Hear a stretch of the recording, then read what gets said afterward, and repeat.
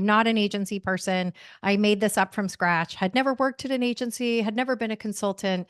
I just happened to love marketing and thought, wait a second, how are in-house marketing teams able to carry out all that is required of them, and especially in the middle market or an emerging franchise brand, right? This fractional model exists and is catching on more and more because the skill sets required of an in-house marketing team, you spend $1 million by the time you cover all the skill sets.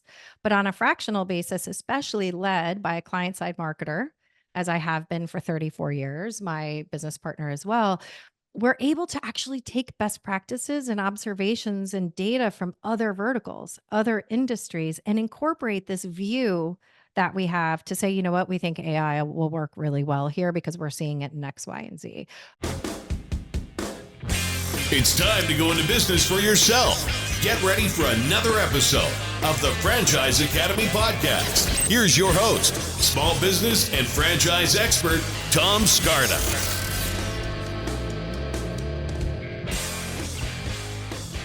Welcome to another episode of the Franchise Academy. My name is Tom Scarda, and I am excited to bring you a fabulous guest that is not a franchise company, which makes it extra exciting. And it's someone who is almost like a neighbor of mine who lives down here in Southwest Florida with me.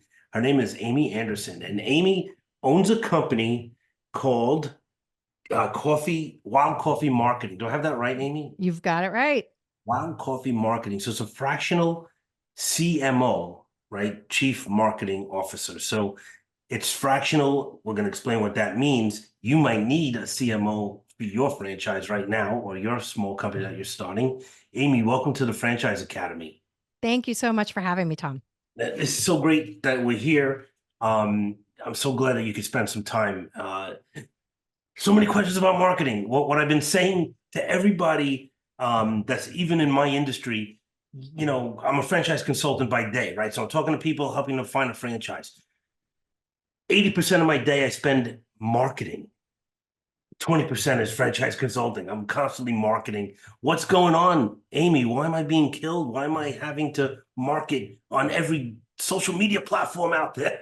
We call it omni-channel, right? I mean, part of that, Tom, is that it's a 7 to 9 frequency that people need to hear a message 7 to 9 times before they absorb it. And that's actually even the case with our in-house team. You know, I know that when we're changing a process of my 20 team members, they don't need to hear it just once. It's multiple times in that repetition. And there's so many platforms for you to be on, right? Especially between YouTube and LinkedIn and, you know, even TikTok in some places, we're seeing quite a lot of activity there.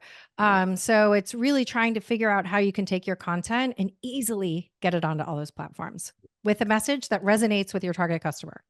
That's it. So, you know, back it up, find out who my avatar is, who's my customer, who's buying a franchise, you know, and then try to find out where they live on the internet. Well, and I think the formula, you know, when people talk to us about marketing, you know, it's 34 years I've been in the business. I've had this consulting firm with my partner, Solomon, for the last 7 years, which is, you know, franchise is an area we specialize in, but we also specialize in mid-market B2B. So go figure, right? Private equity backed mid-market companies, often in industrial manufacturing, but it's all the same formula. It's really, who are you talking to and what are you trying to say and how are you solving a problem?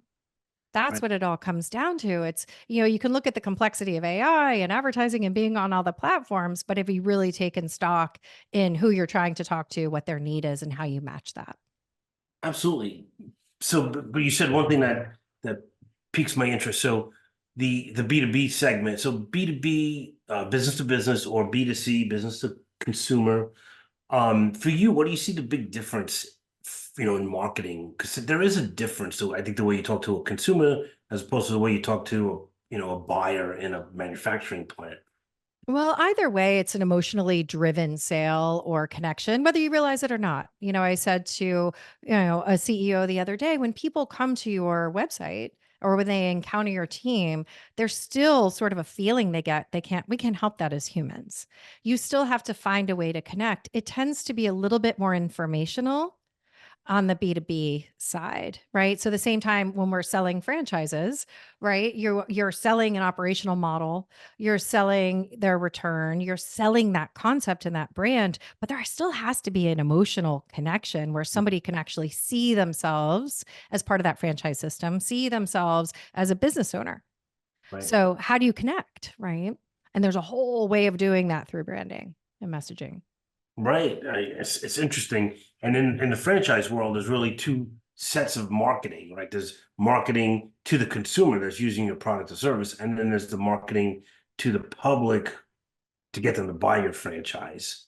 And it's Yes. two different messages, obviously, right? Absolutely. And that's the beauty, I think, of the work that we do in this space is that we get to build the brand at the franchisor level. What is it, what they're offering in the franchise development, selling the franchises, B2B message, right? Conveying what they've built with this sort of solution and this brand you're buying into. Then we go into that LSM side, we call it, which is local store marketing. How are we getting people in the door? We call that door swings. How are we building revenue and how are we supporting franchisees in this model? So that's why I love it so much, Tom. It's super rich when you're looking at sort of corporate branding, building a marketing support system for franchisees, and then building the franchisees business. I mean, in what industries do you get sort of that richness where you can work across the spectrum like that? It's interesting that we're talking today because I was just doing a whole thing this morning because I watched a video from the infamous Steve Jobs from I think it was 97 when Apple did the Think Different marketing. Like that's like textbook classical wow, right? And I remember him saying, we don't need to go out there and talk about how many megabytes we're doing and this and that and the other thing, but it's what people feel when they think about Apple products. And it kind of turns everything on its head, right? And because everybody is always like, oh, I have the best bell and whistle, bell and whistle, bell and whistle. People like glaze over. And so Yes. that's what you're talking about is how to get to the hearts and minds, right? Right. Well, I think a couple of things. One is that business owners, especially when they're passionate about their brand, they're building a business, tend to want to describe everything about it. And we call that marketing myopia, where it is so myopic that we're like, and we have this, and then we have this, and we have this, and we have this, and it does this. And it's just not, people don't want to hear about features, right? Or they don't want to hear aspects of a problem. What Steve Jobs was asking people to do was to believe and to become a part of something. And that belonging on the hierarchy of needs as human beings is very strong. And so it's, there's first when we were doing work with Stretch Zone, we were their outsourced team, completely outsourced. They had no internal marketing employees for 4 years while we were helping them grow from 50 to 350 locations. One of the things, if you look on their franchise development page, their franchise sales page, it says join the movement. Right? Because it's this movement of wellness and health and stretching people and having you mobile so that you can do all the things you enjoy in life. We're not selling stretches or stretch businesses. We're selling freedom, mobility, movement, time with your family, time outside. So it's getting people to really think about the higher purpose of a brand and not just describing what you do all the time. Yeah. And that's what resonates. I mean, it's through like storytelling, right? Absolutely. And I think that's the most powerful thing, is just telling a story. Yes. In the beginning, a middle, and an end. I actually told my son who goes to school, you and I talked about in Minneapolis, and has to give a senior speech. And his speech is sort of this philosophical sort of approach to life and about not promoting apathy, but sort of getting into the flow. And I said, you must wrap that in a story because the brain loves a beginning, a middle, and an end. It likes to go on a journey and have a conclusion. So I think that's a lot of what we have to do, even in the B2B side. You're not selling, PVC linings. You're selling the confidence that a hydrochloric or sulfuric acid is not going to erode and cost you another $50,000, right? So even in industrial and manufacturing, you're still telling a story, making a connection, whether it's a law firm, accounting firm, or a consumer brand. Yeah. It's great. And it's really how the world kind of works. It's I had a guy, you'll love this. I had a coach, a business coach, and he was helping me grow my business like 10 years ago or something like that. And he said to me, when you, get a commission check or you have money come in, the first thing you need to do is put 10% away from marketing. Before you pay your mortgage, before you pay your rent, before you pay your car payment, because if you don't market, you got nothing. And that always stuck with me, Mm. right? And So you gotta and I have th go. yeah, I think that way about sales too. When I started my business, it was me doing social media for a premier wedding planner in Miami. She was my first client. She had just done Pharrell's wedding.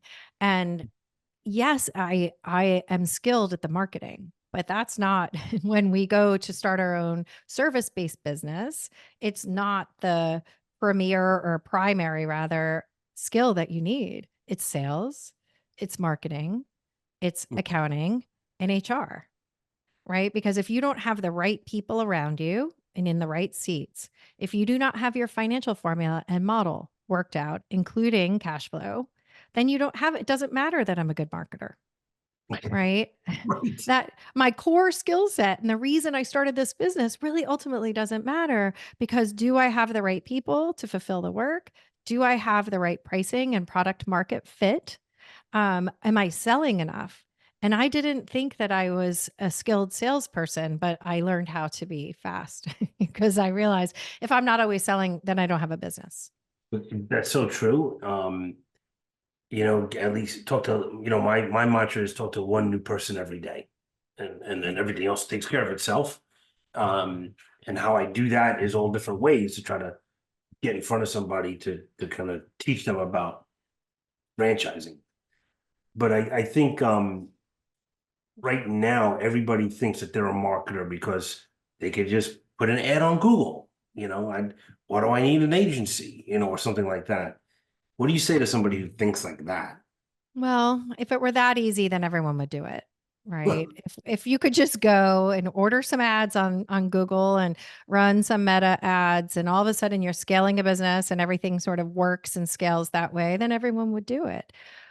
What is really important, I think, is to be very clear about who you're selling to and who your product is for, where you find them, how you're solving problems for them, and then delivering with excellence a product that fits or a service that fits their needs, right? Then you can go market it. I have to tell you, Tom, there's so much private equity activity in certain segments right now that you will see home services, for example, car wash. We're seeing 10x and costs in Google. So you can no longer just go and compete there. We do a lot in fast casual restaurants. We are the outsourced team for several concepts. And it's just not that easy anymore. And you need to get scrappy, especially with Google SGE coming. SEO is shifting with the costs being a bit inflated on Google in certain categories that you really need to test and try different approaches and start to find and it works. But you have to be patient and test and iterate and look at other channels.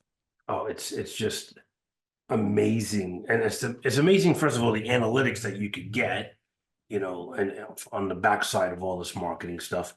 Um, but I know myself personally, as I took classes and tried to get coached on running, digital ads, and man, was it frustrating. We would spend like a lot of money thinking that these particular words were going to work and this segment of audience, and we would get nothing back. And we spend hundreds and hundreds of dollars a week on it, thousands of dollars. Um, and so you need somebody that really understands how to just do it. Right. Or even that's why the in-house marketing model is troublesome to me now. And that's what I was raised in. I'm not an agency person. I made this up from scratch, had never worked at an agency, had never been a consultant. I just happened to love marketing and thought, wait a second, how are in-house marketing teams able to carry out all that is required of them, and especially in the middle market or an emerging franchise brand? right? This fractional model exists and is catching on more and more because the skill sets required of an in-house marketing team, you spend $1 million by the time you cover all the skill sets. But on a fractional basis, especially led by a client-side marketer, as I have been for 34 years, my business partner as well, we're able to actually take best practices and observations and data from other verticals, other industries, and incorporate this view that we have to say, you know what, we think AI will work really well here because we're seeing it in X, Y, and Z. Oh, by the way, you need a short form copywriter, long form copywriter, digital designer, print designer, strategist. And so we assemble these teams because it is complex. And Mm. especially with AI, I do believe I was listening to a McKinsey podcast over the weekend that we are in this renaissance with business thinking or the impact of AI on our personal lives. It does not replace people on my team. It just makes them better and more efficient, but they know how to use it. So it's not so much anymore that you can just run digital campaigns. We're actually putting multiple layers of behavioral targeting of AI on landing pages to optimize results. Mm. That's the race now. It's not it's using AI to get really, really good in the channels we do have. Right. That's amazing. I mean, we could probably do, 4 podcasts just on that. Yes. It's like, it's so deep and it's like way above my pay grade. And so that's why I need somebody like you to do it for me. Well, and yeah, and there's all of this, and it probably can feel overwhelming, right? To a CEO who's looking at their internal marketing team or their agency to say, how do I hold people accountable in an area where I don't even fully understand that? Mhm. Right. But it's really to go back to the basics. Have you been to your website on your cell phone to make sure that primary calls to action are actually there on that first screen? Have you looked at the friction with which people encounter when they're trying to do business with you?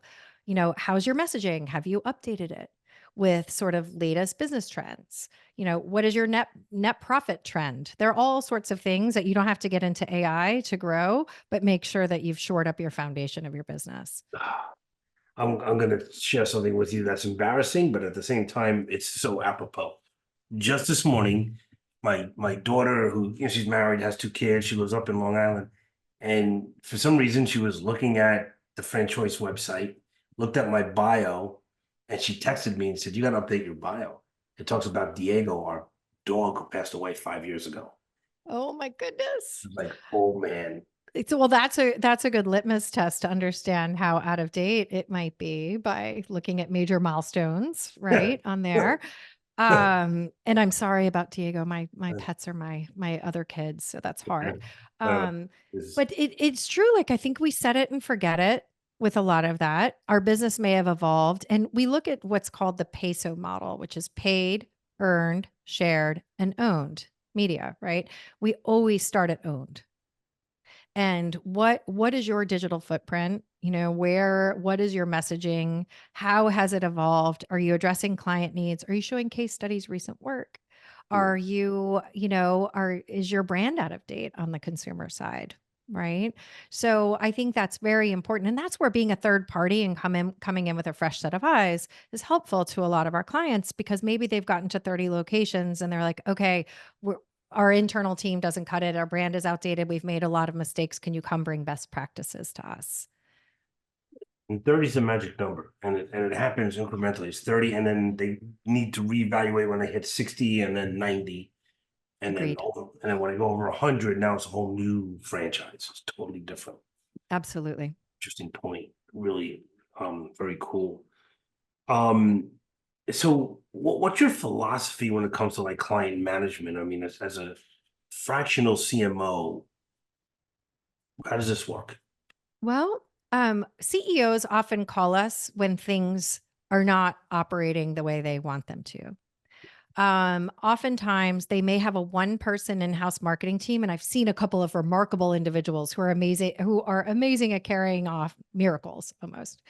But because of the years of experience that we have, I actually had a private equity firm operator say to me the other day that, my team and I and my partner have the ability to zoom out in the C-suite So we can look at operations across a business, not just from a marketing and digital silo. So we really try to sit there and understand where the pitfalls are and where the opportunity lies to put together strategy. Everything we do is strategy first. And I think getting aligned on the strategy, getting buy-in from that and creating trust there. And we often say that our mission is making CEOs feel safe, Mhm. which may seem like a little different, but it's that feeling that a CEO has. They just say, "Well, call Wild Coffee, like call Amy or Salo, and they know that my team will get it done." And that could be, like, for example, right now we are taking a call center from the Southeast with 40 people and trying to offshore at least 50% of that, right? Just to save on costs, to find efficiency in leads. But it was a big project. And just call Wild Coffee, somehow they'll figure that out. So I think it's, you know, not just looking for your invoice to be paid for a service, but really caring and taking accountability for the problems that a CEO brings to you and working that out together in the seat with them. Cool. Yeah. Cool. We may call it an engagement, a consulting engagement or a client, but we're so integrated with this fractional model that it's different than a traditional agency model. So we're in it with them, and I think they feel that from us. Very cool. Very cool. And you said like when you were starting, like you didn't know what you didn't know. You just kind of like dove in and you had like courage and chutzpah and you were naive, which was actually helpful. Explain that a little bit because that was interesting. Yeah, absolutely. So I had a shift in my family and I had been out of the workforce for 2 years and I was going back in and I had a 6-year-old and an 8-year-old. And I looked at them and thought, well, if I go back into the workforce and pick up where I left off, I am a CMO and I'm traveling and I'm away from home. And so I said, well, I can just consult. And I think that I can bring my services and my experience to multiple companies. I didn't know about how much cash flow, right, matters, how I should have had a CFO earlier to help me sort of predict into the future and strategize with a financial model. And there was so much I didn't. I just kept going and believed that I could. And I didn't know about failure rates that I don't even want to speak out into the universe, but they're high. You and I talked about that. So I'm glad I didn't know how many businesses don't make it past the first year due to cash flow. Hmm. And I just think it just kept a strong belief going in me that I could do it. Now it's 6 years later. I have a team of 20. I have an obligation. You can't roll payroll invoices in a service business. Every 14 days, I have a major invoice to pay in payroll. So cash flow for me in a service-based business is really important. And we actually use technology, Tom. I can look 3 months into the future based on the pipeline to see how many hours are going to be used or be sold in the organization so I can forecast hiring and capacity and utilization of their time. Huh. So I think as business owners, you have to look to technology to provide elegance in system, not technology for technology's sake, but one that really brings efficiency and visibility into the inner workings of your business so that you can scale profitably, right? Because you can Yeah. scale, but you may not have the people to deliver. Or you may think you need to hire, Hmm. but you don't really have that need because you haven't used technology to look at the capacity and utilization in your company. So I really ask myself, what technology Yeah. solutions can add elegance to this model to allow me to scale responsibly? I love that phrase. What technology could just make it eloquent and Yeah. just really nice. Yeah. Because it's Um, not the driver of what we do, right? But it certainly can help you. Even accounting systems, have we outgrown this? Where do we shift? And I just think that the what I've learned as an entrepreneur is this mindset of belief, right? Just like blinded optimism. Sometimes I think you have to be, but also, what can I do better? There mhm. has to be a better way, and just that sort of that relentless pursuit of building and growing. You and I talked about it. Either you fall off and say this is not for me, or you get the bug. And I'm a builder, and I didn't know that about myself when I entered this. I had no idea. Yeah, you either get addicted or you get flushed out in I think so. entrepreneurship. Well, that's why we love franchise and private equity backed middle market Yeah, companies because both of those are scaling businesses. yeah, yeah, So absolutely. it's all about scale and growth and operations and marketing and that's where it's in sort of hyper growth mode, you know. But as I always say, if you get 2 degrees off course in a sailboat and you go long enough, you'll end up on the wrong continent. So to have those sort of foundational pieces in place from the beginning is really important. So true. Love that. Gonna ask you a question about the name of the company, Wild Coffee. What did that come from? What does that mean? And wild coffee is actually a plant native to South Florida. You may have it in Venice. We have it in Naples, and it was in Miami. And it's a native plant that was growing outside my window while I was writing my business plan. And it kept growing up over the window. It was shiny and vibrant, and I had to keep cutting it back with a machete. And I thought it was the perfect analysis to what I was trying to create in sort of this organic, explosive growth for myself and also for our clients.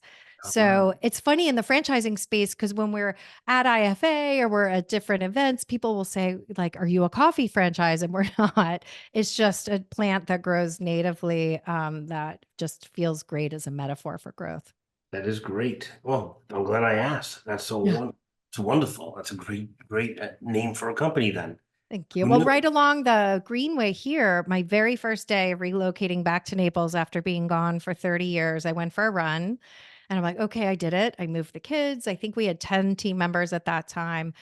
Came back to my hometown and I went for a run. And there's a sign on our Greenway that they name plants. And there was a big one for wild coffee right huh, on the side of the trail there. And then it felt very affirming for me that I was sort of on the right path. yeah, that was right path, literally and figuratively. So, Yep. Right. you know, Exactly. burning Exactly. those calories, closing those rings, getting That's right. That's steps right. in, and then the right name for the company. That's awesome. Yes, absolutely. Can you bust one myth about marketing right here and right now? Ooh, having interns do social.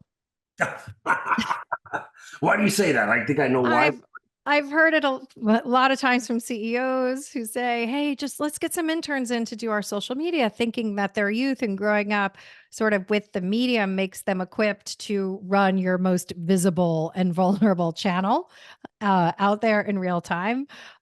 We have an in-house content team that puts so much thought and strategy into social media, into cadence, platforms, content, what's shareable, how you grow brands, sort of what those content pillars are. And I find it's one of the most challenging, time consuming aspects of our output and should not be run by interns because it really needs to connect to the brand strategy, the higher purpose. And you're vulnerable as a company out there because it is also a customer service channel, Yeah, that people use it for that, for feedback, for questions. So it's a really vibrant, sort of ever changing model that needs to be safeguarded by skilled folks. huh. Wow, that was great. I didn't think you were going to say that. You were This not is expecting that one. I wasn't expecting that. That was awesome. Because I know so many people, even myself, I'm like, well, I'll just like maybe there's somebody in high school I could hire that is looking for a part-time job after school. That's right. And meanwhile, it's like your most profound and useful thoughts about your business and how you help and coach people. And it's really hard for an intern to get into the hearts and minds of a brand or executive. And listen, thought leadership is hard. I know my team would love for me to be doing a lot more of it. It's something that I work at, but it's also something that I don't feel comes naturally to me. And I think that's why although I sit here and do this with you. So I say that, but I do feel a little bit vulnerable on social channels and whatnot. And I just think that what your company has published or publishes needs to be safeguarded by skilled marketing folks who really have an idea of where they're taking a brand. That's great. I appreciate that.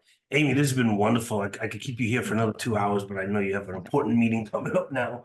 And so I'm gonna let you go. But how could people get in touch with Wild Coffee Marketing if they wanted to? I love it. I'm Amy Anderson at Wild Coffee on LinkedIn. I love for people to reach out. I do schedule time with folks and executives who maybe want us to look at the brand, want us to give them an idea of gaps in their franchise support system or in their marketing system. So there's an opportunity for folks to go onto our website as well at wildcoffeemarketing.com and schedule time with us. I love just having conversations about the challenges that executives and teams are feeling, what gaps they have, and we're happy to just have those conversations with folks. It's awesome. Well, thank you for your generosity and all your sharing. A lot of good nuggets here. So, Thank you so much for having me, Tom. my pleasure, Amy. Be well, and I will catch you at an IFA meeting soon.